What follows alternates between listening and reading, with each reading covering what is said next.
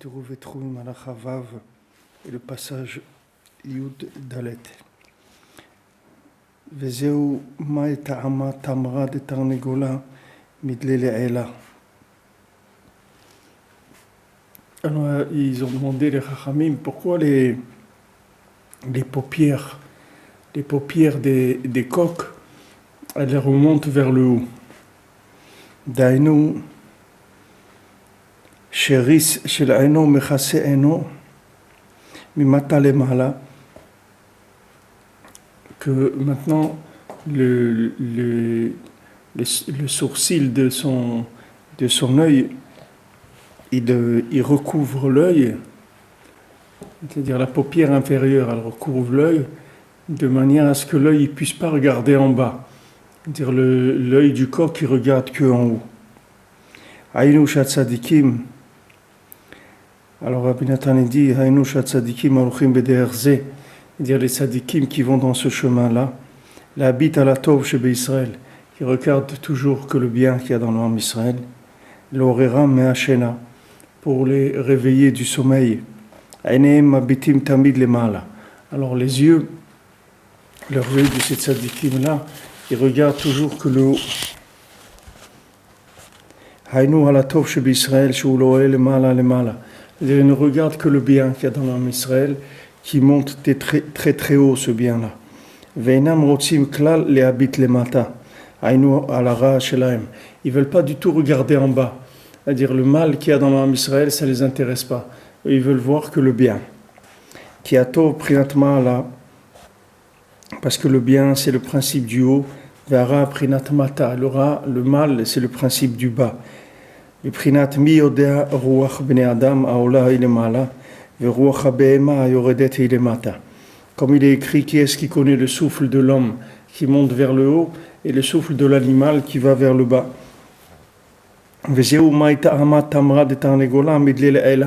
Ça pourquoi maintenant la paupière du coq elle va vers le haut.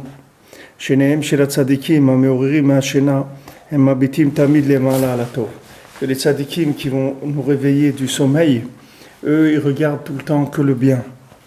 Prinat midle le'ela, c'est-à-dire qu'ils regardent que leur œil c'est un œil qui est positionné toujours vers le haut, vers le bien.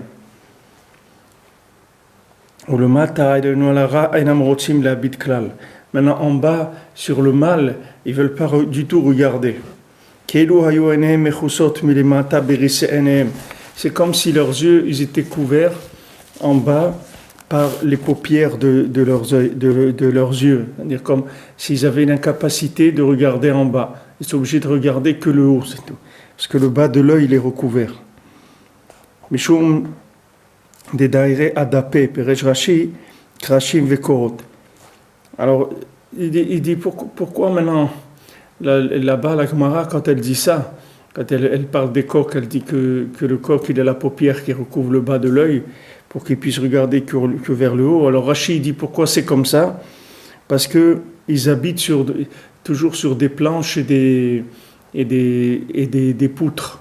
C'est-à-dire, ils sont toujours sur des planches ou des poutres. Et Zeuprinat Hakamata Mishkan. Qu'est-ce que c'est les planches et les poutres? C'est l'union d'être makim le Mishkan, c'est-à-dire de construire le Mishkan. C'est-à-dire pourquoi maintenant les coqs ils sont comme ça? Pourquoi ils regardent que le haut? Parce qu'ils habitent sur les planches et les poutres. Qu'est-ce que c'est ces planches et ces poutres? C'est le Mishkan que les tzadikim, comme ils s'occupent de construire le Mishkan, alors ils sont intéressés que par ce qui va servir à construire le Mishkan. Et qu'est-ce qui va servir à construire le Mishkan? C'est que le bien qu'il y a dans le monde Israël. C'est ce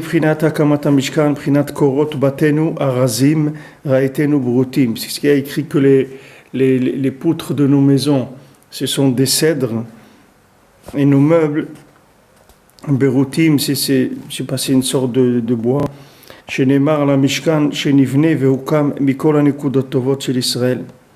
Que ça c'est dit au sujet du Mishkan, que le Mishkan il a été construit que par les points positifs de tout l'homme Israël. Que c'est ça qui va réveiller principalement du sommeil. Beprinat shchorani bemaasai. C'est-à-dire je suis obscur dans mes actions, venava ani makamata mishkan, mais je suis belle dans le fait que j'ai édifier le Mishkan. Haïnou, Mahmad Shelo Tzadikim Daere Adapé. C'est-à-dire que maintenant, comme ces tzadikim, ils habitent sur des planches, c'est-à-dire ils sont toujours intéressés par construire le Mishkan. Chez le Koliskam Deratam Hu Binyan Mishkan, chez Hu Dapé, Prinat Krashim Vekorot chez la Mishkan, qui sont les poutres et les crochets qu'il y a dans le Mishkan, les planches et les poutres du Mishkan, qui est Moskim Tamid Livnot Mishkan. Parce que les tzadikim, toujours, ils sont en train de construire le Mishkan. Chez Uprinat Ader HaKodesh et la Zamra Anal, qui est le Der HaKodesh de la Zamra. Comme il a dit Rabbi Nathan une fois qu'il y avait un incendie à Breslev, alors il y avait quelqu'un qui était en train d'essayer de récupérer les planches qui n'avaient pas brûlé pour reconstruire sa maison. Alors Rabbi Nathan, il a dit à un de ses élèves qui était à côté de lui, il dit, regarde, tu vois, il n'est pas en train de s'occuper de sa maison qui brûle, il est en train maintenant de chercher les planches qui lui restent pour reconstruire sa nouvelle maison. Il est déjà en train dans son esprit, il a un esprit qui est dans la construction. Il n'est pas en train de pleurer que voilà, sa maison elle est brûlée, qu'est-ce qu'il va faire? C'est une réalité, c'est comme ça. Mais maintenant, lui, son travail, c'est quoi? C'est d'aller chercher tous les morceaux de bois qui n'ont pas encore brûlé. Et avec ça, il va reconstruire sa maison. C'est ce que les tzadikim, c'est ce qu'ils font. Ils ne regardent pas le mal, ils ne regardent pas ce qui est détruit, qui a été... Ça, à quoi ça va servir de regarder ça, de commencer à se lamenter ou accuser c'est pas ça qui va faire avancer. Ce qui compte, c'est voilà, bon Hachem, il y a ce point-là positif, il y a ça, j'ai pu faire ça, ou l'autre il fait ça de bien, il fait ça de bien. Il a l'habitude de se positionner toujours dans la vision positive des choses.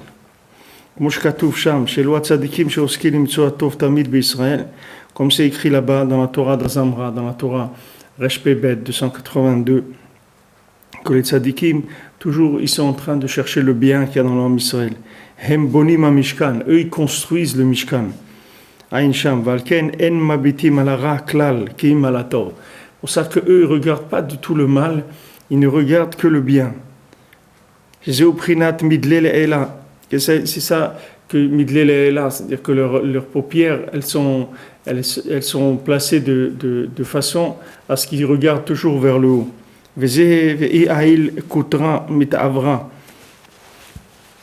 Et c'est ça, s'ils montent de Koutra, c'est de la fumée, alors mit'avra, ils vont s'aveugler. C'est-à-dire pour les coqs, c'est pour ça qu'ils ont cette protection que leur paupière inférieure, elle couvre le bas de l'œil, de peur qu'il y ait de la fumée qui monte et qui abîme leurs yeux. Koutra ou Hashan, Prinat Begam Chataim. Qu'est-ce que c'est Koutra? Koutra, c'est la Hashan. Koutra, c'est le mot Ketoret, c'est-à-dire c'est le mot Leaktir, ça veut dire faire de la fumée. Alors ça, c'est la fumée des Averot. L'Averot, c'est ça fait du feu, ça fait de la fumée. Chez Prinat Ala Hashan Beapo, comme c'est écrit, il y a de la fumée qui est montée dans son nez, c'est-à-dire de la colère. Si les tzadikim ils laissaient monter la fumée des averot, mita'avra, ça veut dire on deviendrait aveugle. Qu'est-ce que ça veut dire aveugle? Ça veut dire mistaleket ashgacha chaz v'shalom. Alors l'ashgacha, elle nous aurait quitté chaz v'shalom. Parce que l'ashgacha, c'est l'œil d'Hachem qui nous observe. Alors si maintenant Akadosh Baruch Hu, il regardait le bien, il regardait Chaz Shalom le mal, alors il ne nous observerait plus, il n'y aurait plus d'ashgacha sur nous. C'est-à-dire il ne s'occuperait plus de nous s'il regardait les défauts qu'on a.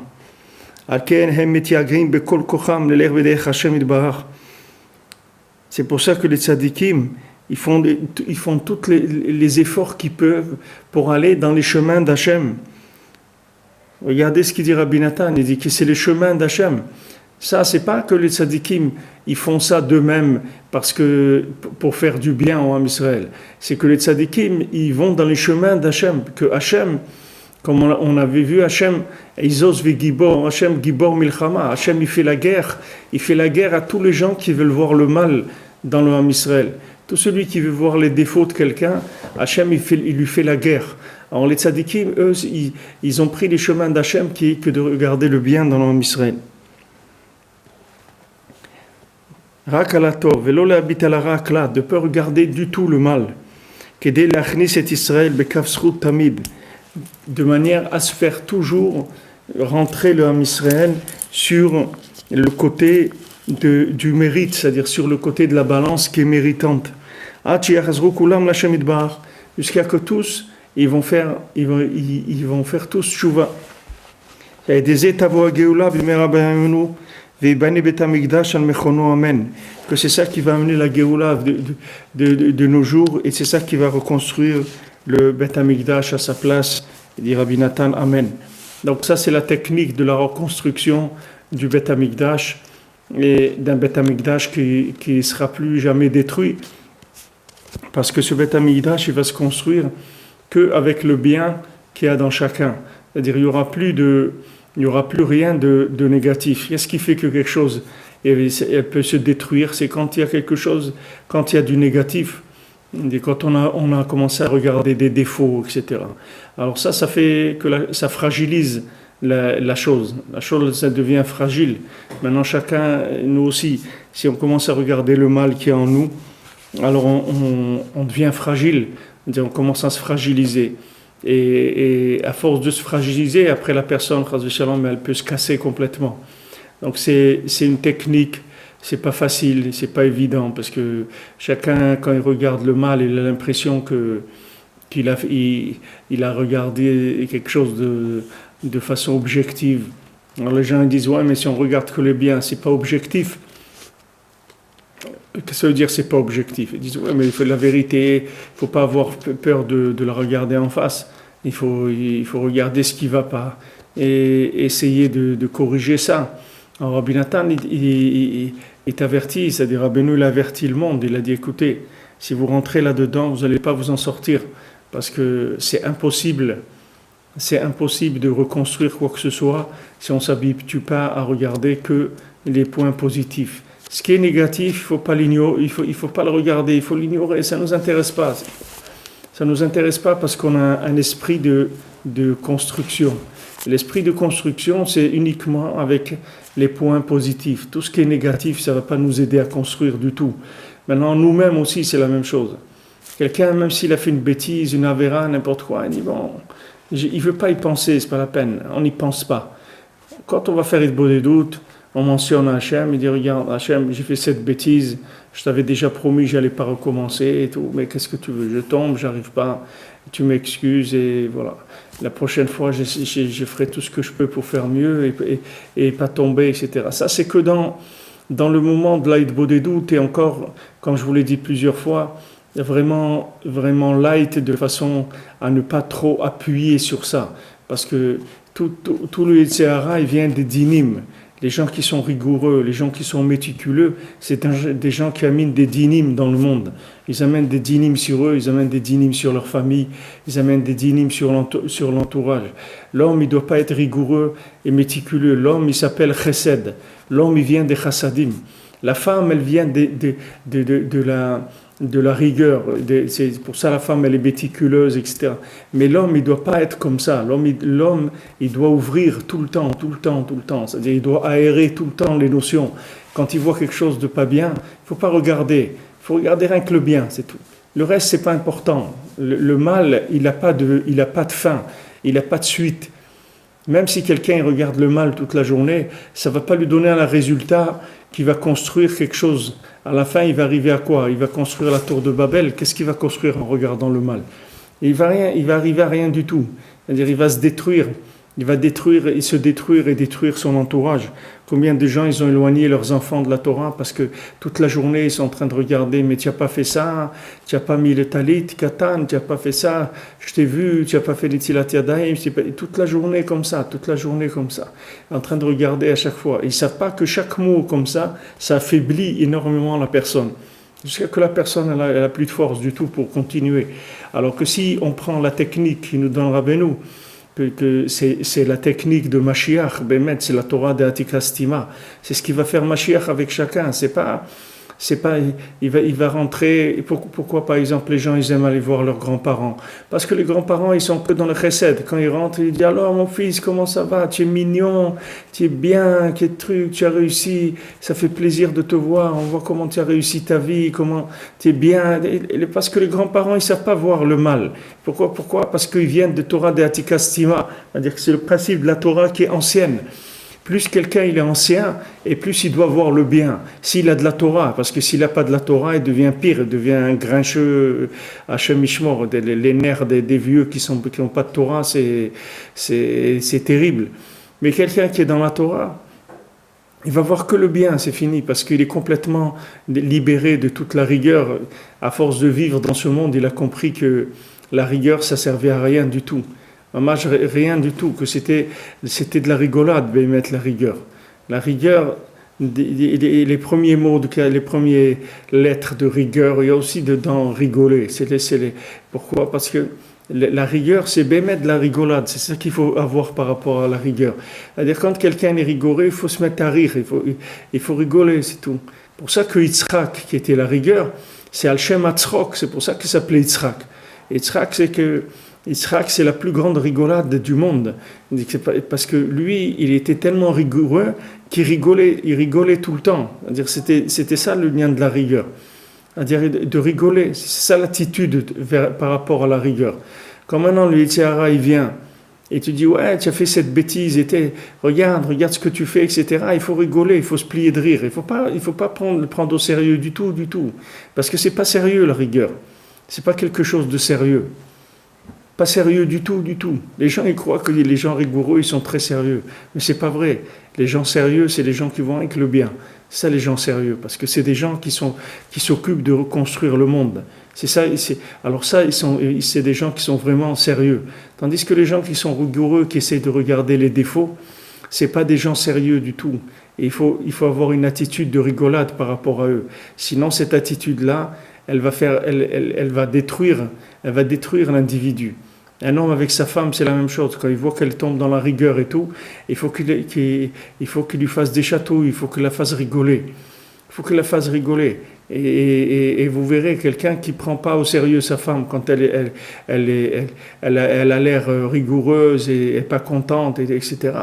Parce qu'il y a eu ça qui n'a pas été bien fait, ou qu'il n'a pas payé la facture d'électricité ou de téléphone, ou qu'il a oublié d'acheter ça pour Shabbat, et n'importe quoi, tous les défauts du monde qu'il peut y avoir. Si l'homme y réagit par la rigolade, alors vous verrez qu'il y a un adoucissement tout de suite de la situation. Mais si l'homme il croit que c'est vrai, cette rigueur-là, alors c'est terminé, ça met dans la maison une atmosphère catastrophique. Il faut rigoler de la rigueur, il ne faut pas le prendre au sérieux, du tout, parce que c'est quelque chose d'extrêmement dangereux. C'est extrêmement dangereux. C'est ce qu'ils ont fait les anges. Ils ont tellement accusé le monde qu'Hachem il a été obligé d'amener le Maboul, il a été obligé d'amener dans le monde le déluge qui a détruit toute l'humanité. Akadosh Baruch Hu, il a été obligé parce qu'il y avait tellement de rigueur que c'était impossible de continuer. Hachem lui-même, il n'avait pas le choix. Il y avait trop d'accusateurs sur l'homme. Alors il faut pas se mettre du côté des gens qui accusent et qui détruisent. Et s'il y a des défauts, on sait que, comme on dit, nul n'est parfait. Il y a des gens qui sont comme ils sont, c'est tout. C'est pas qu'est-ce qu'on va faire. Il y a des gens, ils vous disent demain je vais te rembourser. Demain ils ne te remboursent pas. Alors qu'est-ce que tu vas faire? Mais il faut rigoler, c'est tout. Tu peux rien faire d'autre. Ça sert à rien de faire autre chose. Parce que tu vas rentrer dans quelque chose qui va être encore plus destructeur que la situation elle-même. Donc tu peux pas, il faut pas regarder ce qui est pas bien. Il faut regarder ce qui est bien. Ce qui est pas bien, il faut le laisser. Qu'est-ce qu'on va faire? On peut rien faire. C'est Hachem Bezat Hachem, il nous aide, qu'on arrive à corriger des défauts. Par son chesed, il nous sort de là où on est dans des défauts, etc. Il va nous sortir. Et sinon, on va rester là-bas. Qu'est-ce qu'on va faire? On n'a pas le choix. Est-ce que quelqu'un il peut faire quelque chose? Quelqu'un, tu vas lui dire, voilà, maintenant tu vas arrêter, hein, c'est fini. Tu vas arrêter d'être comme ça ou comme ça. Tu peux le répéter 100 fois. À quoi ça sert? Il est comme ça, c'est tout. Qu'est-ce que tu vas lui faire? Maintenant, si on a pitié de lui, Menachamaim, alors on va le sortir comme on l'a sorti de là où on l'a sorti. Comment quelqu'un est devenu, il a fait tchouva, il a découvert la Torah et tout. Parce qu'Hachem, il a ouvert les yeux, il a pris conscience de la vérité. Maintenant, la même chose qu'il a pris conscience de la vérité au niveau de la Torah, au niveau des mitzvot. Il va prendre conscience un jour de la vérité au point de vue d'un comportement, d'une attitude, etc. Et il va faire tchouva. Maintenant, les gens disent, mais alors ça veut dire que l'homme, il a rien à faire, c'est quoi ça? Voilà la responsabilité de l'homme. La responsabilité de l'homme, c'est d'être bessimra et de regarder les points positifs. C'est ça la responsabilité. C'est tout. Parce que s'il regarde le négatif, il faut qu'il sache qu'il va s'enfoncer encore plus. Plus il va regarder les défauts qu'il a, et plus il va en avoir des défauts. Plus il va en avoir. Il va commencer à regarder ce qui ne va pas. Aller encore, et encore plus, et encore plus, et encore plus. Et après, il rentre dans une attitude triste et dépressive. Il ne faut pas regarder le mal. Le mal, il n'existe pas. Le mal, il va disparaître. Sachez que le mal, c'est une vision du monde, de la matière dans lequel on est. Si vous montez un petit peu, vous verrez que le mal, il n'existe plus. Vous montez dans le monde de Hatzilut, là-bas, le mal n'existe pas du tout, ça n'existe pas. Vous voyez que pour sortir du mal, il suffit de déménager de l'endroit où la personne elle habite, c'est tout. La personne elle habite dans un endroit où on voit le mal. Comme on dit, elle habite dans les quartiers, des bas-fonds, les quartiers qui sont mal fréquentés, qui sont fréquentés par des gens pas bien. Alors dans ce monde-là, il y a c'est un monde dans lequel le mal, il est là. Il est là, en apparence, il est là. Mais si vous montez un petit peu, le mal, il n'existe plus, Birlal. Il n'y a plus de mal. Le mal, il fait partie de l'atmosphère d'en bas. Et si vous montez, le mal, il n'existe pas. Vous chercherez le mal, vous verrez qu'il n'existe pas. C'est pour ça que Rabbeinu dit, Odmeat ven racha. Encore un peu, tu vas chercher un peu de bien, et tu vas voir où est-ce qu'il est le racha, où il est le mal, celui qui faisait le mal. Tu vas voir, Ve'enenu, il est plus là. Pourquoi? Parce que ça y est, le fait que tu es monté un petit peu, tu le vois plus, il est plus là. Comme l'œil du coq, l'œil il est à moitié fermé pour regarder rien que vers le haut. Donc il n'a pas de problème. Le mal, il le voit pas parce qu'il peut pas regarder en bas. Hachem, il l'a fait comme ça, qu'il peut pas regarder en bas. Donc il n'a pas de problème. Il est toujours en train de chanter. Il n'a pas de problème. Le coq, il chante tout le temps. Pourquoi il chante? Parce qu'il voit pas le mal. Donc il est bessimcha, il n'a pas de problème avec le rat de ce monde. Alors maintenant, ça c'est l'attitude d'Hachem Be'emet. C'est comme ça qu'Hachem il est, c'est comme ça qu'Hachem il a créé le monde, de regarder que le bien. Mais comme maintenant il y a un rapport de tzedek, c'est-à-dire il y a un rapport de justice, il y a un rapport de mishpat aussi, de jugement. Alors dès que maintenant il y a des problèmes dans le monde et qu'il y a trop de problèmes, alors il y a des forces accusatrices qui viennent et qui commencent à accuser, jusqu'à arriver à faire des choses qui sont des catastrophes dans le monde et dans le Ham Israël. Donc maintenant quelqu'un, dans son attitude, il ne doit pas jouer le rôle de ces forces négatives-là. Et il doit s'habituer, c'est tout. C'est une habitude qu'il faut prendre. C'est un réflexe qu'il faut prendre. Il faut sortir du côté méticuleux et du côté rigoureux. D'abord, c'est pas l'attitude d'un homme, c'est une attitude féminine. C'est pas masculin de regarder le mal. C'est pas quelque chose qui a un rapport avec l'homme. L'homme, il est beaucoup plus, sa nature, c'est de regarder que le bien. L'homme, il aime bien que la vie soit agréable, que les choses soient bien. Et il est pas méticuleux de nature. C'est pas sa nature à l'homme d'être méticuleux. Là, le masculin, c'est les chassadim. C'est comme le Kohen. C'est-à-dire le Kohen, il regarde pas le mal qu'il y a dans l'âme Israël. Il regarde que le bien. Si le Kohen, il regardait le mal, comment il va faire? Et comment il va bénir l'âme Israël? Comment il va dire, voilà, Hachem, bénis ton peuple, etc. Comment il va faire ça?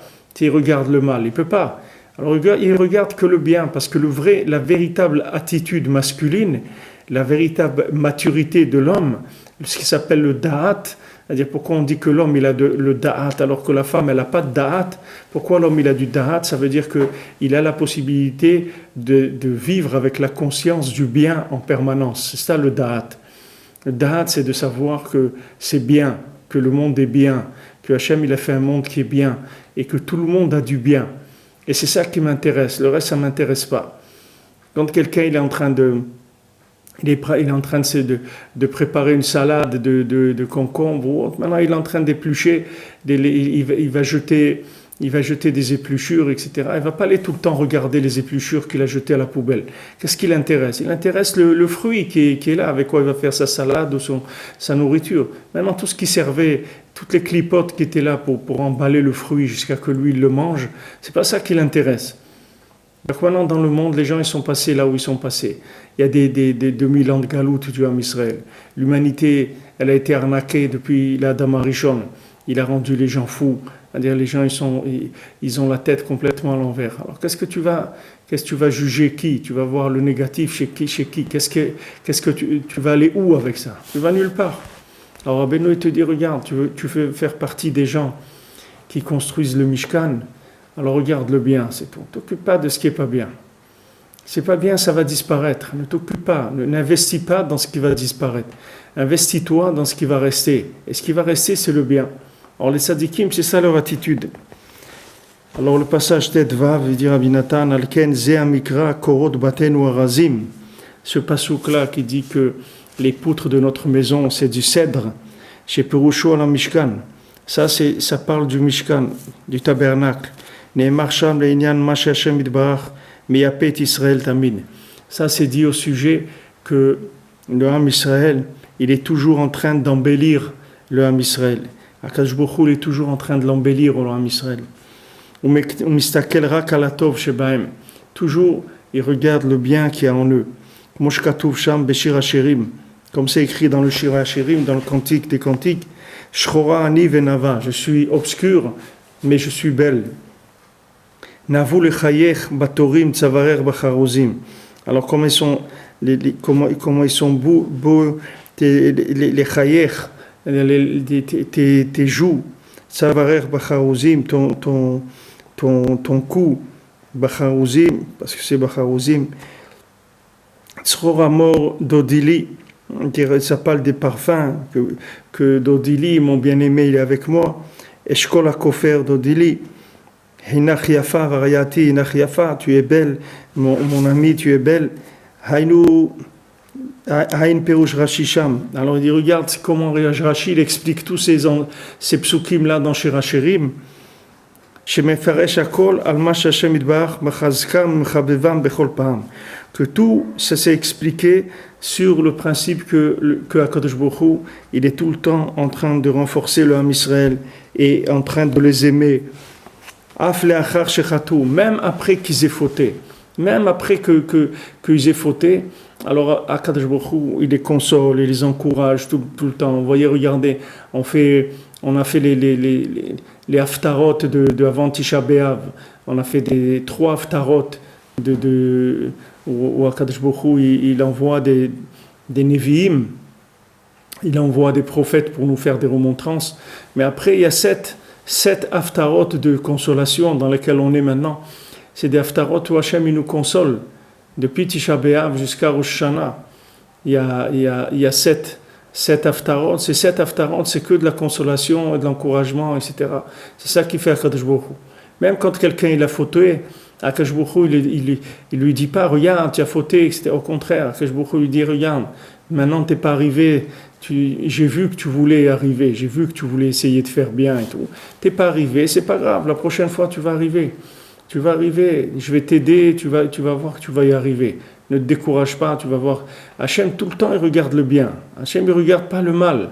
Tout le nian que les gens ils croient que Hachem il regarde le mal, ça vient des religions qu'il y a dans le monde. Parce que comme c'est des religions basées sur ce monde-là uniquement, donc ils sont obligés d'avoir de la rigueur. C'est des religions qui sont basées sur la rigueur. Mais nous, on n'est pas une religion. Nous, on appartient à des mondes qui sont pas ce monde d'ici. Donc nous, on n'a pas à se soucier tellement, parce que c'est pas notre place tellement ce monde-là. On est là pour faire quelques affaires, on est en voyage d'affaires. On va faire quelques affaires et on va s'en aller, c'est tout. On n'a rien à faire, c'est pas notre place ici. Donc il faut pas s'inquiéter, il faut pas s'angoisser, c'est pas notre endroit, on va pas y rester éternellement. On est quelques dizaines d'années ici, et après on s'en va, c'est tout. Nous, on appartient à des mondes où le mal, il n'existe pas. C'est comme quelqu'un, s'il habite dans un hôtel 5 étoiles, dans une suite, c'est ça là où il habite. Maintenant, il est envoyé en mission il va aller faire il va aller vacciner des gens dans le Biafra ou truc, et il va passer là-bas 2 semaines pour soigner les gens et tout. Alors, il va pas commencer à s'angoisser c'est pas son endroit, il habite pas là-bas, lui il est allé en mission pour faire quelque chose, ça il va retourner chez lui après. Nous on appartient à un monde où le mal n'existe pas. Donc c'est pas la peine de se prendre la tête avec le mal qu'il y a ici, c'est pas notre igname. Il n'y a pas de suite là-dedans. Il faut s'occuper de ce qui fait partie de notre nature, le reste c'est pas la peine de s'occuper. Alors Akadosh Baruch Hu toujours nous encourage. Il nous dit regarde, ça va marcher, tu vas voir, ça va aller, etc. Parce qu'aussi on a un côté qu'on est amer parce qu'on est dans un monde qui nous est complètement étranger. Alors ça donne une amertume à l'intérieur de l'homme. C'est-à-dire chacun il a une dose d'amertume parce qu'il n'y a personne qui est content d'être ici. On est content d'être là quand on commence à faire des affaires, qu'on voit que dans ce monde on a ramassé des choses qui sont intéressantes et qu'on s'occupe que des bénéfices, de regarder les bénéfices, alors on peut avoir un peu de simcha. Mais sinon quelqu'un il voit la vie qu'il y a dans ce monde, ça donne pas, et ça n'a pas envie d'être joyeux parce que ce monde-là, il n'y a aucune simcha dans ce monde, bichlal. C'est pas un monde de simcha, c'est écrit Vatitzrak Leyom Acharon, le dernier jour, c'est là elle va rigoler. Et là, on va rigoler, c'est pas maintenant. Maintenant, c'est pas un monde de rigolade. C'est-à-dire, c'est pas un monde qui nous donne vraiment un plaisir profond. Il y a toujours des choses on n'est pas tellement à notre place. Donc, on a toujours un peu des décalages par rapport à ce monde. Alors là, Hachem, dans le Shir Hashirim, Rashi, il explique tous les psukim comme des psukim d'encouragement. Vomer lahem, sheikru elu abesamim. Et Hachem, il leur dit, prenez ces parfums, Tzror Amor, Eshkol HaKofer. Voilà, prenez ces parfums-là, du musc et tous les parfums qu'il y a là-bas. Je me rappelle quelques fois où malheureusement j'ai assisté à des enterrements de gens, les Tunisiens, quand ils enterrent les gens, je ne sais pas s'il y a d'autres, mais en tout cas les Tunisiens, les Marocains, je n'ai pas vu, mais les Tunisiens, quand ils enterrent quelqu'un, ils mettent du parfum. Ils amènent des bouteilles de parfum, d'autres colognes comme ça, et de parfum, et ils mettent sur le mort, quand il est dans la terre déjà. Avant qu'ils le recouvrent, ils mettent plein de parfums sur son corps. Et bien, mais j'ai trouvé ça que ça vient de là, c'est-à-dire que c'est pour l'encourager, lui dire regarde, on regarde que le bien chez toi, ne te fais pas de soucis, on va regarder que le bien, le mal on va pas s'en occuper, regardez que le bien qu'il y a chez toi. Alors Akadosh Baruch Hu dit prenez des parfums, parfumez votre vie, embaumez votre vie, mettez des choses dans votre vie qui sentent bon, arrêtez de regarder des choses qui sentent pas bon, regardez ce qui sent bon, c'est tout dans votre vie. Ce qui sent pas bon, ne vous occupez pas, regardez ce qui donne de la bonne odeur. Vacharkar siem. Et après, il finit dans Shir Hashirim, Hinach Yafa Dodi, tu es belle, ma bien-aimée. Hakol Shelcha, Mashta Berachmecha Melamed Alenu Zchut Vekanal. Tout est à toi. C'est-à-dire, toi que dans ta miséricorde, tout le temps, tu regardes que le positif qu'il y a chez nous, tu es toujours en train de nous juger positivement. Korot batenu arazim raetenu berotim, que maintenant les poutres de notre maison elles sont en cèdre et nos meubles ils sont berotim. Prinata mishkan kanal, c'est le mishkan. Aestaklut shelatov levad, ze prinat binyan hamishkan. Donc Rabbi Nathan il dit des mots clairs. C'est clair. Regardez les mots. Aestaklut alatov levad, de regarder que le bien. Ça veut dire, déjà, on suppose qu'il y a du mal, puisqu'on dit de regarder que le bien. Ça veut dire qu'on suppose qu'il y a du mal. S'il vous dit ça, ça veut dire, comme on dit, tout n'est pas reluisant, ok? Mais nous, on s'occupe de regarder que le bien. Il dit, Estalkut alatov levad, Estaklut alatov levad, d'observer que le bien seulement, Ze prinat binyan hamishkan. C'est ça, construire le mishkan. Construire le tabernacle, c'est regarder que le bien. Chez Uprinat Azamra Elokai Be'odi, que c'est l'ignan que je vais chanter pour Hachem, Be'odi, c'est-à-dire dans le fait que j'ai encore du bien en moi. Gam Timra de Tarnegola, la chante Timra, Meramez à la Tzadik. Et aussi Timra de Tarnegola, qu'est-ce que c'est Timra? C'est-à-dire le ignan de Timra, c'est-à-dire de la paupière du coq qui est vers le haut pour que le coq il voie que le bien, alors que Timra ça fait allusion au tzaddik. Prinat tzaddik atamar ifrach, que c'est écrit que le tzaddik, comme le tamar, comme la date, il va pousser, il va se développer. Alors maintenant, le nian de Timra, ça fait allusion au tamar, c'est-à-dire à la date, c'est-à-dire à l'arbre des dates, que cet herbe-là, il fleurit. Qui a tzaddik nikra tamar lachon tumura. C'est-à-dire pourquoi maintenant le tzaddik il s'appelle tamar, on appelle le tzaddik la date, sur le principe de la date, lachon tumura. Parce que tumura, le mot tumura, ça veut dire échange, c'est-à-dire qu'on donne une chose, tumura, en échange de ça. C'est-à-dire tumura, ça veut dire l'échange entre une chose et une autre. Chez Mamir ou Machlif Akol Letova. Pourquoi il s'appelle Tumura le tzaddik? C'est-à-dire qu'il est la force de Tumura.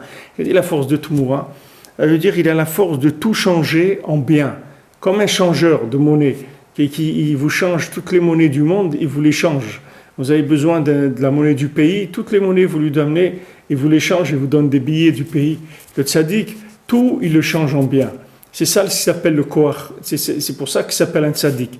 Parce qu'il a le koach de changer tout ce qui n'est pas bien en bien. C'est pour ça qu'on l'appelle tamar. On appelle la chante tumura, c'est-à-dire la date. Rabbeinu dit que de manger des dates, ça enlève les soucis. Si les gens ils sont soucieux, que des gens ils se font du souci comme ça tout le temps, ils sont soucieux. C'est-à-dire de manger des dates, ça enlève les soucis. Mais on comprend pourquoi. Là-bas, Rabbeinu ne dit pas pourquoi. Rabbeinu dit dans Sefer Amidot, il dit de manger les dates, ça enlève les soucis. Mais avec ce qu'il dit ici maintenant, là, Rabbi Nathan, on peut comprendre pourquoi. Parce que la date, elle a la force de changer, de changer la situation, c'est-à-dire de retourner les choses. C'est-à-dire de permettre de voir les choses positivement. Pour ça que c'est un des fruits d'Eretz Israël aussi. Parce que le tzaddik, il prend toutes les accusations et il le retourne en bien, en quelque chose qui est, au lieu que ça soit une accusation, au contraire, ça va devenir un mérite pour la personne. Il y a écrit que s'il y a un ange qui est mélite, c'est-à-dire qui vient plaider pour le bien, sur 1000 accusateurs, il suffit qu'il y ait un qui vient dire quelque chose de bien, ça suffit. Et le 1 là, il fait tomber 1000 accusateurs. Alors quelqu'un, il n'a pas de souci à se faire, parce que dans une journée, il a des rapports de plus que 1 sur 1000 par rapport au mal. C'est-à-dire que quelqu'un, en général, il ne fait pas 1000 fois plus de mal que de bien. Des fois, il peut faire 2 fois plus de mal, 3 fois, 5 fois, 10 fois, mais pas 1000. Donc, de quoi quelqu'un, il a à se faire du souci? Si quelqu'un, il a fait une bonne action ou 2 dans la journée, ça suffit. Il a gagné sa journée, parce que le tzaddik, il va regarder que ça. Le reste, il ne va pas le regarder. Pourquoi un plaidoyer par rapport à 1000 accusateurs? Chez Daika, parce que de ces 1000 accusateurs, de ça, il va se fabriquer l'ange qui va venir plaider. On va fabriquer les plaidoyers des accusateurs. Les accusateurs eux-mêmes, on va les transformer en gens qui vont plaider.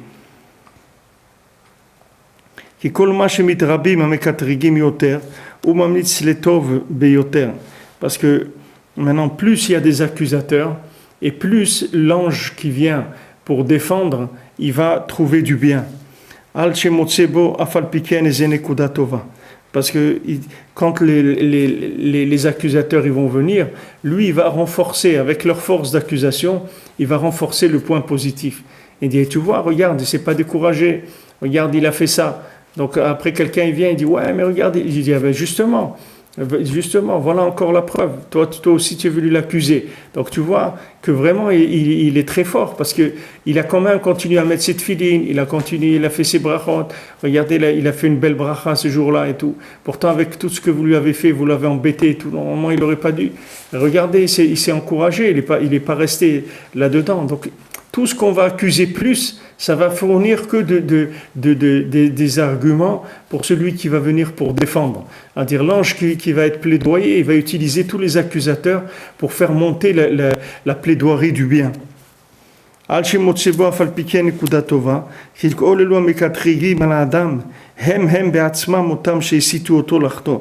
que maintenant ces accusateurs-là, il ne faut pas croire que c'est des gens qui sont sortis d'une autre planète. Ces accusateurs-là, c'est eux qui l'ont fait tomber. Ce pas des accusateurs qui sont venus maintenant, qui viennent comme ça, soi-disant un jury neutre. C'est pas un jury neutre du tout. Ils n'ont aucune neutralité, ces accusateurs. Parce que ces accusateurs, c'est eux qui lui ont fait faire la vera, qui viennent maintenant l'accuser dessus. C'est-à-dire, ils viennent, ils lui mettent une embûche, ils font un trou dans la terre, ils le font tomber dedans, et après ils viennent eux-mêmes, le même qui l'a fait tomber, c'est lui qui vient accuser. Donc ne croyez pas que c'est un jury qui est impartial. Ne croyez pas que c'est un jury qui vient avec... c'est un jury qui a des antécédents. C'est pas un jury qui vient comme ça, soi-disant juger le Ham Israël avec de façon comme on dit, neutre. Quelqu'un qui vient, il n'est pas neutre du tout. C'est quelqu'un qui a fait tomber le Ham Israël. C'est celui-là qui vient accuser.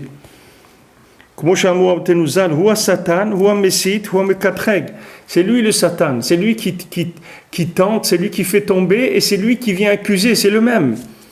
Donc vraiment, il n'est pas, c'est pas quelqu'un de très bien, c'est quelqu'un qui est pas bien du tout même.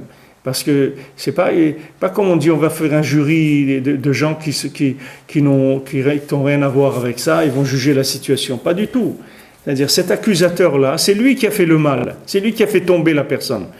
Alors maintenant, qu'est-ce qui vient l'accuser? Il dit quoi? C'est toi qui l'as fait tomber, maintenant toi tu viens aussi l'accuser.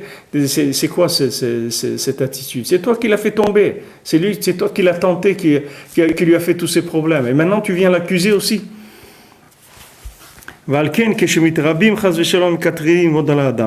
C'est pour ça que quand il y a beaucoup d'accusateurs qui viennent sur la personne, alors il vient l'ange.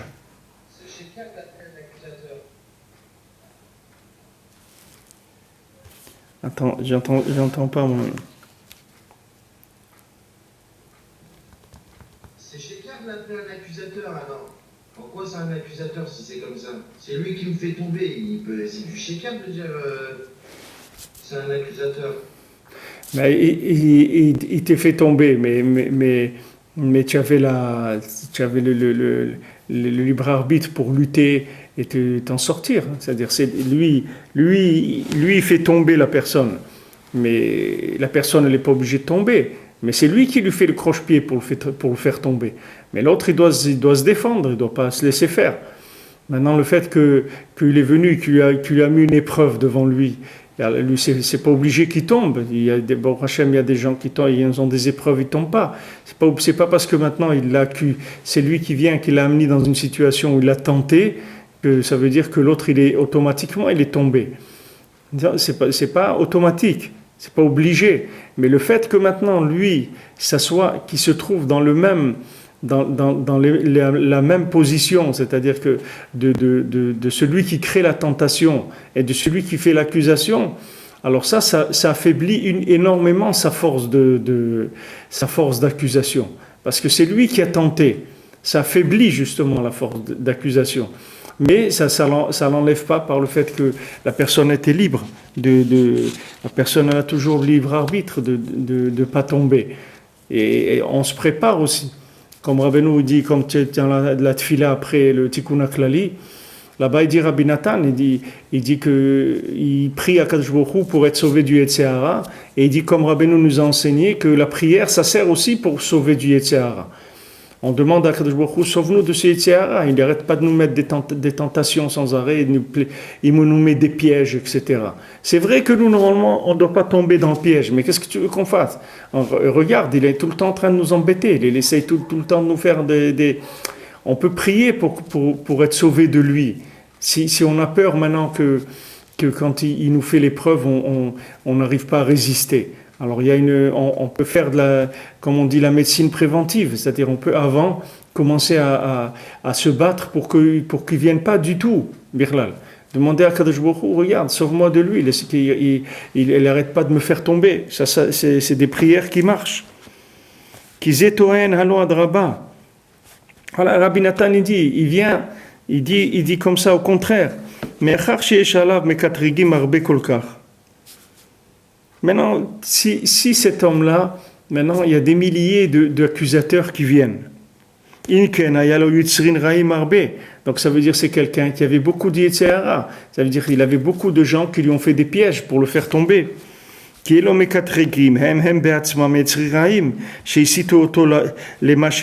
Parce que maintenant ces accusateurs, quand on les voit, on lui dit, eh bien, maintenant on voit combien vous lui avez fait de pièges à cet homme-là.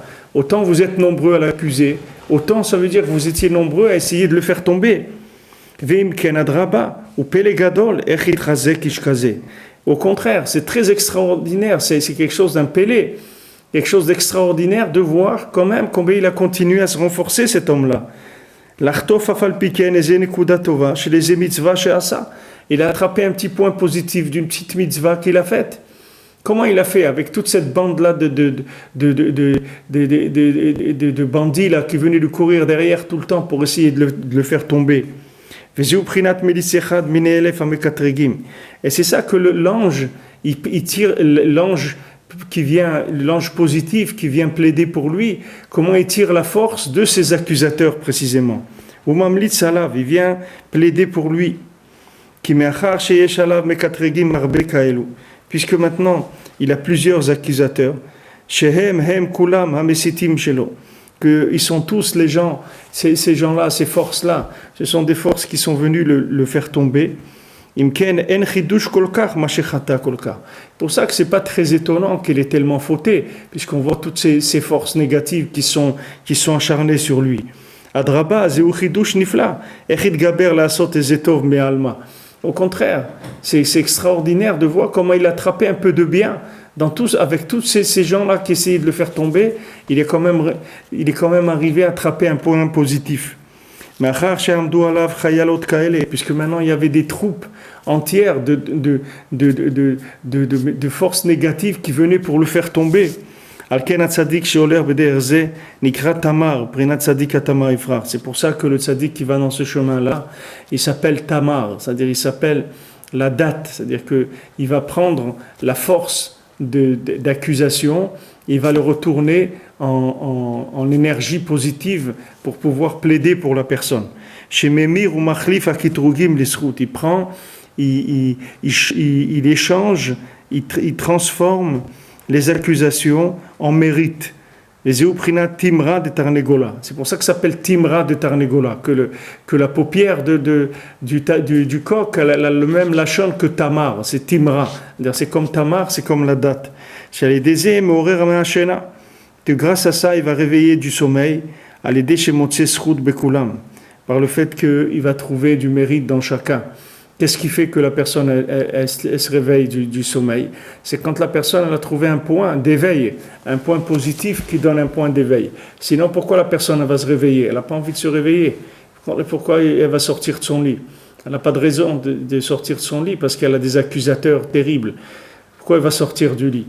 Mais maintenant, si elle trouve un point positif, alors ça lui donne envie de se lever, de sortir de son lit, ça lui donne envie de se réveiller aussi dans la journée, de dire bon, allez, tac, je vais faire un peu de Teilim, tac, je vais attraper une petite Mishnah, un petit truc, tac, une petite Sedaka. Il est là, il a un peu de joie, un peu d'énergie pour arriver à faire des choses positives. Ça vient de quoi? Ça vient du fait qu'il a trouvé en lui des choses valables. Même un point valable, ça suffit pour se réveiller, c'est-à-dire pour être en position d'éveil. En position d'éveil, ça veut dire que je regarde maintenant qu'est-ce que je peux faire de bien, et je le fais. C'est ça la position d'éveil. Tandis que la plupart des gens, le fait qu'ils regardent des choses négatives, ça fait qu'après, même ce qu'ils arrivaient ce qu'ils auraient pu faire de bien, ils ne le font pas, parce qu'ils n'ont pas la force de le faire. Ils ont tellement vu le négatif chez eux qu'ils n'ont pas envie ils n'ont plus d'énergie, ils se sont affaiblis à l'intérieur. Tellement ils ont vu du négatif qu'ils n'ont plus de force pour faire le bien. Alors que si la personne ne s'occupait pas du négatif, elle s'occupait uniquement de rentabiliser sa vie, Il va dire, ok, j'ai perdu, j'ai truc, ok, c'est comme quand il a un supermarché, il y a une bouteille qui s'est cassée, il y a un truc qui est truc, ok, ça y est, c'est pas ça. On nettoie, on range, on truc, on s'occupe de faire des ventes, on s'occupe de rentabiliser la vie. Maintenant, si quelqu'un, il n'est pas sensible au mal, c'est-à-dire aux choses qui lui arrivent de négatif dans sa vie, automatiquement, il va avoir plus de force pour pouvoir faire le bien, pour attraper ce qui il est en éveil, sur les bonnes affaires, parce que c'est quelqu'un qui ne se décourage pas. Tandis que si quelqu'un il regarde tout le temps le négatif, alors il s'endort. Il s'endort c'est-à-dire il s'endort. C'est-à-dire qu'il est pris dans une léthargie, dans une situation dépressive comme ça, où il n'arrive pas à prendre le dessus. C'est-à-dire si quelqu'un ne se laisse pas impressionner par le mal, il ne se laisse pas impressionner par les pertes, comme on dit pertes et profits. Il ne regarde pas les pertes, il regarde que les profits, c'est tout. Et il regarde, voilà, dans ma caisse, j'ai ça. Comme le tam, sa femme elle lui dit, mais ouais, regarde, tes chaussures et tout, tu dis que tu sont tellement belles et tout, mais pourquoi tu les vends si peu cher? Elle essaye de lui amener de la rigueur, de le descendre, de lui dire, voilà, ça vaut rien les chaussures que tu fais, regarde ton voisin, il les vend 2 fois plus cher que toi. Alors on lui dit, attends, regarde, combien je paye moi le cuir, combien je paye ça? Et voilà, tu vois bien que je gagne tant net. Qu'est-ce que tu veux? Et d'abord, pourquoi tu me compares avec les autres? Laisse-moi tranquille, pourquoi tu me compares aux autres? Pas besoin de me comparer aux autres, j'ai mon affaire elle marche, tu vois bien, j'ai des bénéfices. Ok, je travaille plus, je vends moins cher, mais je gagne quand même. Tu vois bien que je gagne. Donc c'est ça le principal. Alors que maintenant, il va y avoir des accusateurs qui vont venir, qui vont dire, à quoi ça sert ce que tu fais, regarde combien d'avérotes tu fais, etc. Il ne faut pas s'occuper de ça. Moi, je m'occupe de rentabiliser mon affaire, c'est tout. Dès que je peux faire une vente, dès que je peux faire quelque chose de bien, je le fais. Une mitzvah, je la fais. J'ai 5 minutes, au lieu de penser aux avérotes que j'ai fait, je vais faire des teilim pendant 5 minutes, c'est tout. Pourquoi je vais penser aux bêtises que j'ai faites? Voilà, j'ai un peu de temps. Alors je vais rentabiliser mon temps. Pourquoi perdre mon temps à penser à des choses pas bien? Ça s'appelle être en éveil. Ça s'appelle l'éveil, d'être en situation d'éveil. Situation d'éveil, ça veut dire d'avoir un œil positif qui est toujours aux aguets pour rentabiliser son temps dans des choses bien. C'est ça la situation d'éveil. Alors, Tetzaïn, il dit Rabbi Nathan, Vezeprinat Vayar Israël et Bnei Yosef. Alors, c'est ce qu'a écrit au sujet de Yaakov. Quand Yaakov, il a vu les enfants de Yosef, il a vu Ephraïm et Ménaché. Vayomer mi ele, il a dit à Yosef, qui c'est ces enfants? Vayomer banayhem, asher natan li Elokim bazé. C'est mes enfants que Akadosh Baruch Hu m'a donné. Sheshal mi ele.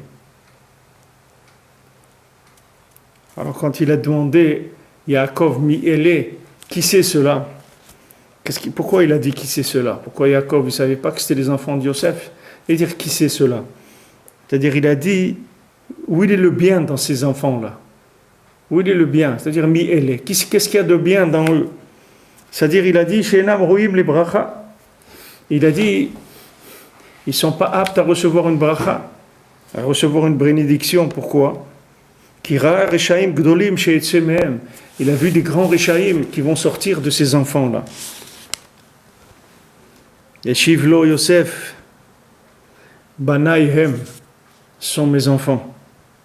Asher Natan li Elokim Bazé, que Akadosh Baruch Hu m'a donné maintenant, c'est ces enfants-là. Veita Besfarim chez Yeshivlo. Il s'est écrit dans les Sfarim, qu'est-ce qu'il lui a répondu Yosef? Chez Bazé Beatzmo, chez Ataroé Yesham, Gamken et Tzotzot Gdoshim. Il est dit, dans ça même que tu vois maintenant, que tu as l'impression qu'il va sortir, c'est vrai que de Ménaché, il est sorti des gens terribles et tout, mais il dit là-dedans aussi, il y a du bien. C'est pour ça qu'ils sont aptes à recevoir une bénédiction, parce qu'il y a du bien aussi. C'est ça toute la discussion qu'il y avait entre Yaakov et Yosef. Parce que Yaakov, il dit, qu'est-ce que tu veux que je les bénisse? Je vois qu'il va sortir des monstres de ces enfants-là. Qu'est-ce que je vais leur faire une bracha? Alors Yosef, il dit, non, même que tu vois qu'il va sortir des monstres, mais dans ces monstres-là, il y a des points qui sont valables, et c'est ça que tu vas bénir maintenant. Parce que dans ce inyan-là, de faire azamra, c'est-à-dire de voir le positif dans tout, yesh basé kama prinot ben tzadikim. Il y a dans ça plusieurs aspects chez les tzadikim. Kihu avoda gdola, parce que c'est un travail très grand. Comme on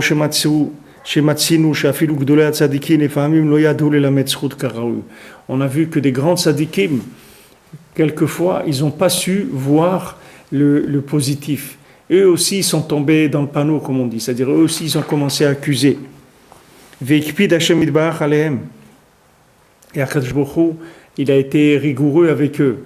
Hashem, avec ces tzadikim-là. Il a dit, c'est quoi ça que vous regardez le mal dans mes enfants? C'est quoi vous regardez le mal dans le Ham Israël? C'est quoi? Un prophète, il regarde le mal dans le Ham Israël. C'est quoi ça? Comme qu'on a vu dans Yeshaya et dans Oshéa, qu'Akadosh Baruch Hu, il a été makpid sur eux. Alken gam Yaakov avinu kodem istalkuto, machmat shera'a godel harishuut shel hareshaim sheyatzu me'Ephraim u'Menashe. Comme il a vu Yaakov, tellement de mal, de gens mauvais qui allaient sortir de Ménaché et de Ephraim. Alken gam hu tashkocho. Lui aussi, il n'avait plus la force. Il a dit, je vois tellement de mal qui va sortir d'eux. Il n'avait plus la force de les bénir. Il n'avait plus la force de voir le bien qu'il y avait en eux et de les bénir. Alken sha'al mi ele. C'est pour ça qu'il a demandé qui c'est ceux-là. Shenam reu les brachas, ça veut dire qu'ils ne sont pas aptes à recevoir une bénédiction. Shivlo lo Yosef, jusqu'à que Yosef lui ait répondu, Banayhem, ce sont mes enfants. Asher natan li Elokim bazé, que Hachem m'a donné. Shar alo shegam bazé be'atzmo nimtsa zchut. Il dit dans ça même, il y a un mérite. Sheyaga umatsa nekudot tovot gam be'areshaim sheyatzu mehem. Qu'il s'est fatigué et il a trouvé des points positifs, même dans les Rechaïm, même dans ces gens mauvais qui sont sortis d'eux. C'est pour ça que quand il lui a dit ça, Yosef, à Yaakov, tout de suite, il a été d'accord. Et il lui a dit, Kachemna elai, va varechem. Prends-les, amène-les-moi, rapproche-les de moi, et je vais les bénir. Vezu anochit tirgalti l'Ephraim. C'est ça qui a écrit, moi j'ai préparé pour Ephraim, chez Neymar Alinyanze, qu'il s'est dit pour ce sujet-là, comment je peux Rachisha, Vezeu vanochi tirgalti la Ephraim, shafilu beshem, beprinat raglin, bediuta tartona. Ça veut dire tirgalti l'Ephraim, ça veut dire que même quand ils sont dans Tirgalti, c'est-à-dire dans les raglines, dans Tirgalti ça veut dire raglin, c'est-à-dire qu'ils se trouvent mamash dans les points les plus bas, dans les pieds, c'est-à-dire les choses qui touchent la terre, mamash, beprinat vatagel margelotav, gam az irgalti ruchi be'Yaakov, shitaper da'ato lehem letova levarcham. Même à ce moment-là, Yaakov, il a trouvé la force, le souffle positif pour les bénir. Chez eux, prinat ader chez la zamra. Ça, c'est le chemin d'Azamra. C'est-à-dire, même en les voyant dans un comportement tellement terrible qu'il allait sortir d'eux des gens qui allaient faire tellement de bêtises, tellement faire de la vodazara dans tout le Ham Israël, des choses terribles qu'ils ont fait. Dans ça même, il est arrivé à trouver là-bas quelque chose de positif qui lui a permis de les bénir. Et c'est ça qu'il a dit, prends-les dans ses bras, c'est ça qu'il les élève maintenant des points, des endroits les plus négatifs qui sont les pieds, les prinat yadaim uzroot, vers les mains et les bras. Shem prinat azamra, que ça c'est le nyan de azamra. Mais prinat zemer venigun, shem prinat yadaim, que ça c'est un chant et une mélodie, que le chant et la mélodie c'est le principe des mains. Mais prinat venigen beyado vetovlach, ça qui est écrit, il va jouer, il va faire de la musique avec ses mains et ça va être bien pour toi. Velo yadou ki refaatim, et ils savent pas que je les ai soignés, qui bemet zeu ikar refuat hanefesh, parce que ça bemet c'est l'écart du soin, du médicament de l'âme. Vehem enam machnisim da'atam leda ki refaatim, et eux, ils ne mettent pas leur esprit à prendre conscience de ça, que je les ai soignés. Que je m'occupe de les soigner en utilisant cette méthode-là. C'est-à-dire que le fait que maintenant je m'occupe de voir le bien qu'il y a en eux, c'est comme ça que je les soigne. Quand quelqu'un il veut se soigner, il se sent malade spirituellement, il sent qu'il a des attitudes qui sont d'un paradoxe terrible. Il faut qu'il sache que le médicament, c'est pas de regarder le mal. Le médicament, c'est de regarder que le bien, de s'habituer à ne regarder en lui que le bien, de voir en lui que ce qu'il y a de positif, c'est tout. Sinon, quelqu'un il va pas guérir. Il faut pas croire qu'en regardant le bien, il va guérir. Le mal, il va guérir. Il n'y a qu'en regardant le bien que quelqu'un peut se soigner. Parce que ce bien-là, il va parfumer la personne. Petit à petit, il va changer. Petit à petit, le mal, il va partir. Le parfum, il va finir par vaincre la mauvaise odeur. Petit à petit, la mauvaise odeur, elle va partir jusqu'à qu'il va rester que le parfum.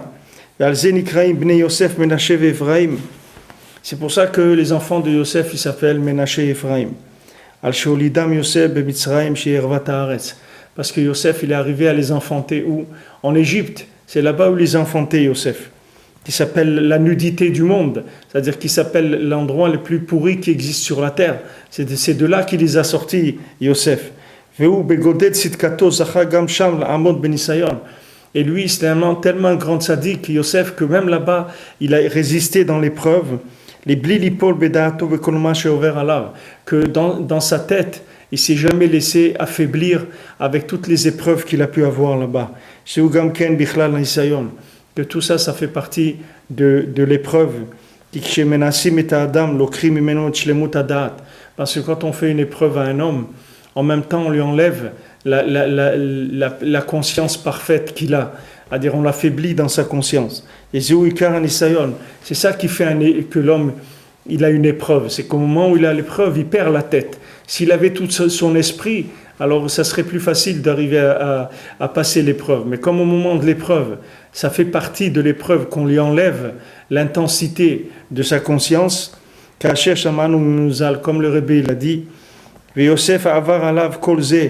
Yosef, tellement de choses qui sont passées sur lui. Vaya Benisianoyon Gadol, il avait une très grande épreuve. C'était très difficile. Il a été vendu par ses frères. Ils ont voulu le tuer et il a été accusé à tort combien de fois, etc. C'était très très dur de pas se laisser, de pas se casser avec ça. Très très dur de rester en bonne forme et de rester dans le positif avec ça, parce que c'est très dur. Il s'est fait accuser terriblement. Ve'amad ben Isayon, il a tenu dans l'épreuve. Et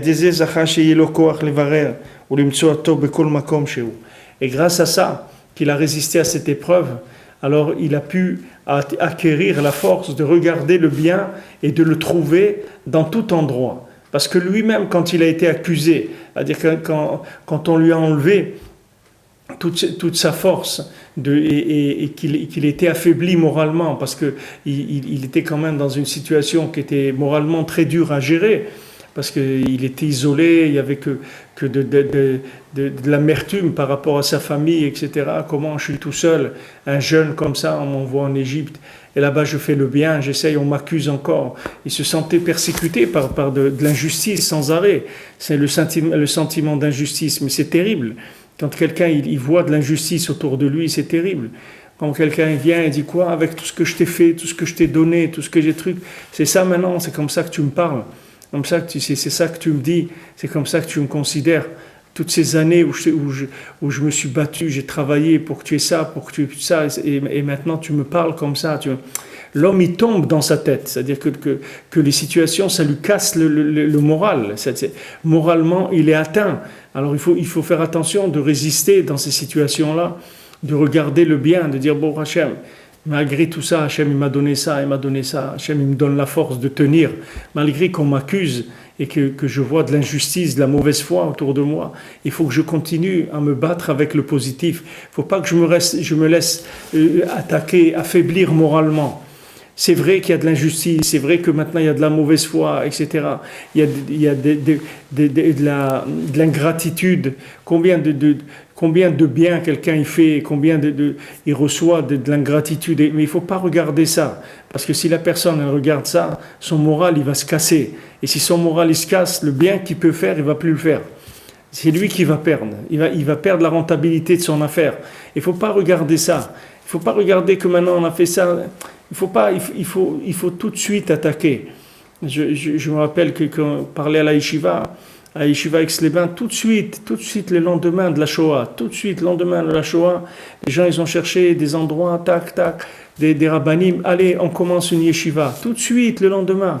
Il y a des élèves, c'est tous des orphelins, allez, venez, Bochim Abaïm, allez, on va trouver des livres, des trucs, les Gemarot, on ouvre la yeshiva, allez, on commence.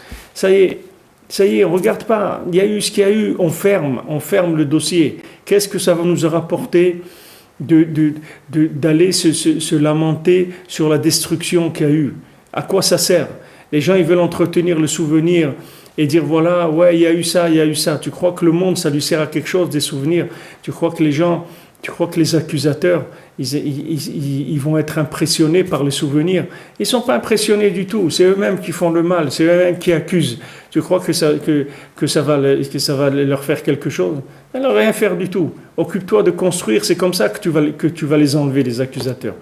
Occupe-toi du bien, laisse tomber. C'est vrai, c'est terrible, c'est horrible, tout ce que tu veux. Ferme le dossier, n'y pense plus, avance. Regarde ce que tu peux construire. Tu peux ouvrir une yeshiva, tu peux faire, allez, vas-y, fais, avance, fais du bien. Et ça, c'est ça la véritable façon de détruire. C'est de détruire, c'est-à-dire le mal. C'est-à-dire comme ça qu'on détruit le mal. Comme ils ont dit en Eretz Israël, on dit vous faites des attentats, nous on construit des maisons, c'est tout. Faites des attentats, nous on construit des maisons, c'est tout. Et on construit. À un moment, on va dire, ouais, les territoires, les trucs, il dit quel territoire? Il n'y a plus de territoire, il n'y a que des maisons, juives, il n'y a plus de quel territoire? De quoi? Les territoires de quoi? Il n'y a plus de territoire, c'est fini. C'est-à-dire que quand la personne, elle construit dans le bien, alors c'est fini, le mal, il n'existe plus. Il n'y a plus de quoi parler du mal. Il n'y en a plus, Bichlal. Il a construit. Yosef, là-bas, dans cette lutte du moral, tout le lien, c'est de garder le moral, de garder la force mentale pour arriver à faire le bien et à ne pas s'occuper de ces choses négatives. C'est ça qui a donné la force au Ham Israël de résister et d'être en exil en Égypte. C'est parce que Yosef, il s'est battu là-bas et il a résisté, qu'il ne s'est pas laissé casser. C'est ça qui a fait que tout l'homme Israël il a pu tenir là-bas. Parce que il a envoyé pour la Mechia, c'est-à-dire pour le Mechia, c'est la nourriture, mais c'est pour le Mechaye, c'est-à-dire pour la vitalité, pour donner l'énergie, pour vivre là-bas. Parce que si ce n'était pas la force de Yosef qui a devancé le Ham Israël en Égypte, lo haya koach l'Israël amod bagalut. Le Ham Israël, il n'aurait pas pu tenir dans l'exil. Vechen achshav. Et la même chose aujourd'hui. Loulé koach hatzadikim amitiim shemelamdim alenu zchut. Si on n'avait pas des véritables tzadikim qui sont tout le temps en train de regarder le positif qu'il y a en nous, umchaskim otanu al pi adrachim akdoshim, et qui nous renforcent d'après ces chemins saints. Il n'y aurait pas eu de possibilité, ça aurait été impossible de supporter l'amertume de la galoute dans sa généralité, au bifrat, et en particulier pour chacun, al galout shel kol echad ve'echad, chacun dans sa galoute particulière. Al ken karasham banav, shem banav, Ephraim ou Menaché. C'est pour ça que Yosef, il a appelé ses enfants Menaché et Ephraim. Al shem ze. Pourquoi il a appelé Menaché Ephraim? Sur ce nom-là, que même dans les endroits très éloignés, on peut trouver Hachem d'après tout ce qu'on a dit.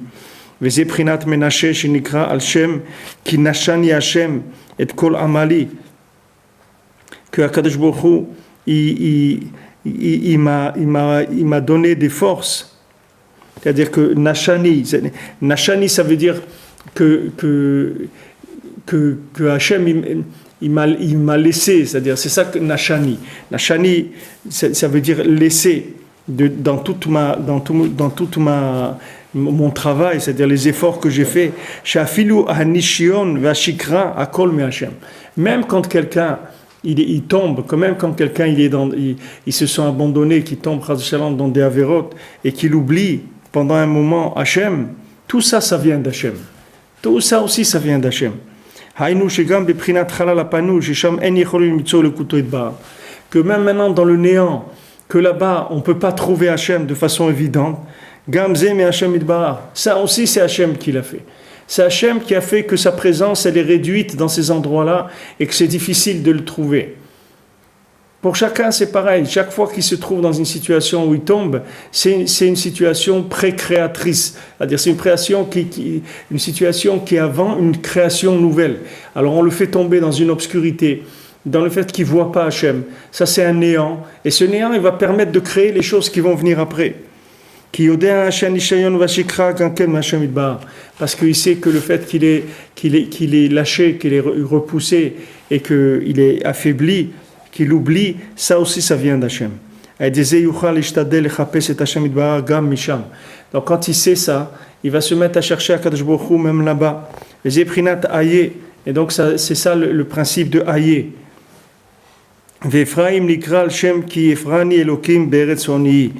Alors maintenant, ça c'est Ménaché. Donc Ménaché, ça veut dire quoi? Ça veut dire que maintenant je me sens abandonné, je me sens que j'ai plus toute ma tête, et donc ça me fait tomber dans des choses. Il faut savoir que ça aussi, ça vient d'Hachem.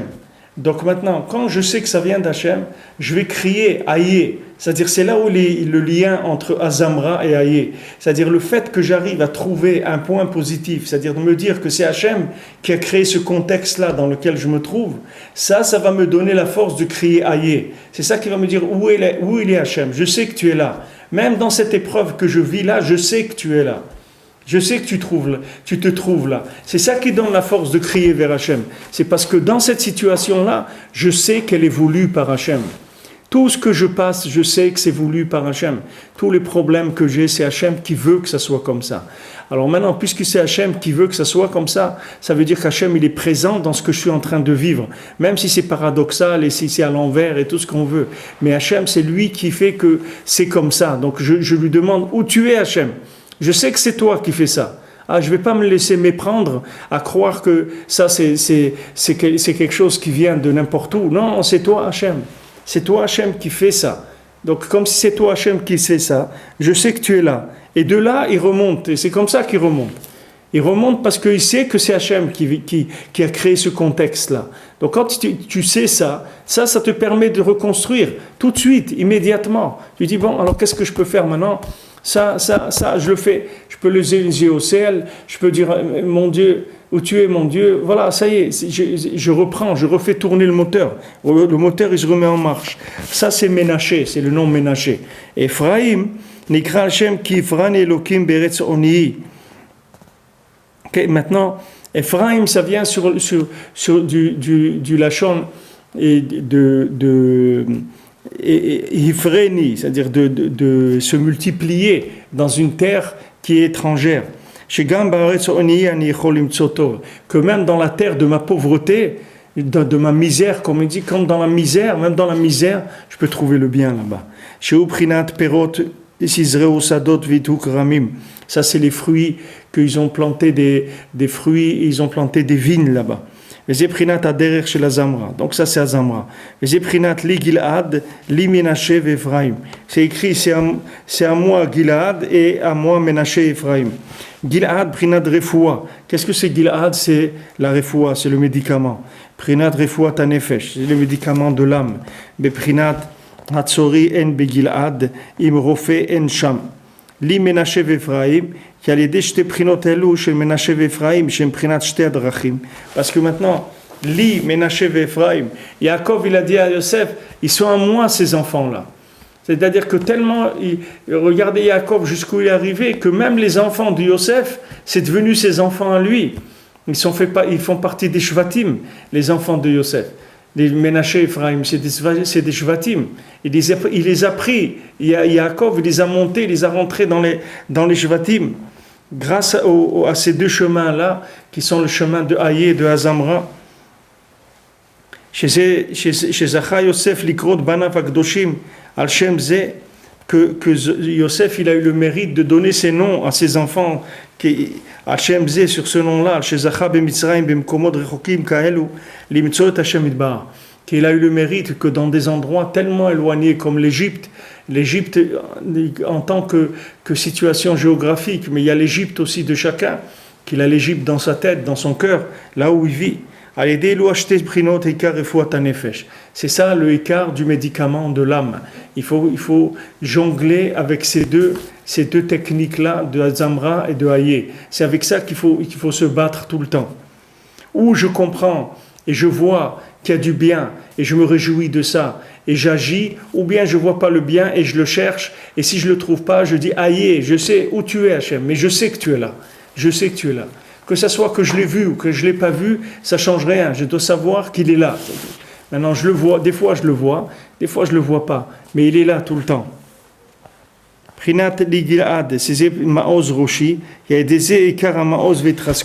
Parce que c'est ça qui donne la force et le renforcement chez la roche. C'est ça qui renforce mentalement. Si on veut avoir une force mentale, une force morale, il faut arrêter de se laisser casser par tout ce qui se passe dans notre vie, par le Yetzer Hara, ou par notre entourage, ou par notre famille proche. Il faut accepter aucune chose qui va nous casser. Il faut être fort à l'intérieur et se dire, moi je suis quelqu'un de bien. Je suis sûr que je suis quelqu'un de bien. J'ai aucun doute là-dessus. Personne ne va m'enlever ça. Il faut que mentalement, je résiste à ça. Si quelqu'un il n'a pas cette résistance mentale, alors il ne peut pas. Le monde, il va le faire tomber dans le yush, il va le faire tomber dans la dépression. Il faut renforcer le cerveau. Le cerveau, il se renforce avec ces méthodes-là. C'est des méthodes qui renforcent le cerveau. Ou bien maintenant, j'arrive à trouver le bien. Je cherche et dis, mais bon Hachem, voilà, j'ai mis les tefilines, j'étais au mikvé, j'ai fait ça. Qu'est-ce que tu me racontes? Rien que ça suffit. Ça suffit. J'ai mis les tefilines, j'étais au mikvé aujourd'hui, bon Hachem, j'ai fait un tikkun klali, mais qu'est-ce que tu veux? Il y a des gens, tout à l'heure quand j'étais au Tsioun, il y a un monsieur âgé, il devait avoir, je sais pas, 70 ans.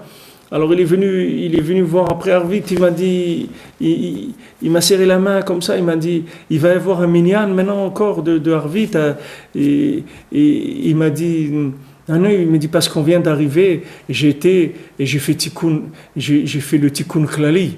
Quand il a dit j'ai fait tikkun klali, c'est sorti de sa bouche comme si quelqu'un il attendait ça, mais depuis des siècles.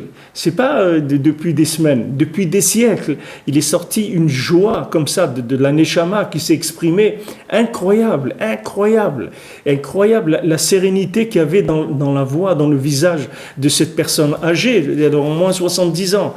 Mais quelle joie à l'intérieur, quelle sérénité extraordinaire. Il a fait tikkun klali à Ouman. Voilà, il vient la première fois à l'âge de 70 ans, il vient faire un tikkun klali à Ouman. Il a ramassé, combien il a dû se renforcer depuis qu'il est né pour arriver à ça. Combien quelqu'un il a dû, qu'est-ce qu'il a passé, c'est des gens d'Eretz Israël qui ont passé des guerres, qui ont fait des guerres, et la personne elle arrive, à la fin, Vatisra, Kayom Macharon, à la fin elle rigole, à la fin il est arrivé, il a attrapé des choses extraordinaires. Maintenant quelqu'un, Baruch Hashem, il était à Ouman, à Oshana et tout. Qu'est-ce qu'il a, pourquoi il se fait du souci, de quoi il se fait du souci? Appuyez-vous, il faut prendre l'habitude de s'appuyer sur le Rebbe. Le Rebbe l'a dit, Dorfan Maikor, appuyez-vous sur ma force. Pourquoi vous voulez prendre sur vous des choses? Quelqu'un, il a une grue chez lui. Pourquoi il va lever des sacs avec ses mains et se casser les bras? Il y a des grues, il n'a plus rien que sur un bouton, la grue, elle fait monter. Rabbeinu, il dit, appuie-toi sur moi. Appuie-toi, moi je vais te sortir de partout où tu es. Je peux te sortir de n'importe où. Appuie-toi sur moi. Fais ce que tu peux. Et quand tu ne peux pas, tu t'appuies sur moi, c'est tout. Tu vois des situations qui ne sont pas gérables, que tu n'arrives pas à gérer. Si tu dis au Rebbe, tu dis, regarde, moi ça je ne peux pas. Ça, occupe-toi, moi je ne peux pas. Moi voilà, tout ce que j'ai pu, j'ai fait. Mais là je ne peux pas. Alors occupe-toi-en. Tu dis à Hachem, voilà, occupe-toi de moi, je ne peux pas. C'est tout ce que je peux faire. Moi, j'ai fait ce que je pouvais faire, je l'ai fait. En tout cas, moralement, il ne faut jamais se tomber dans un isolement moral. Jamais il faut s'isoler moralement, se croire tout seul et croire que des situations, elles n'ont pas de solution. Toutes les situations, elles ont une solution. Bon, Hachem, il n'y a aucune situation qui est désespérée, ça n'existe pas. Seulement, mentalement, il faut résister. C'est tout. À l'intérieur de sa tête, il faut résister. Il ne faut pas lâcher, il ne faut pas donner la possibilité au Yetzer Hara de croire que je vais lâcher.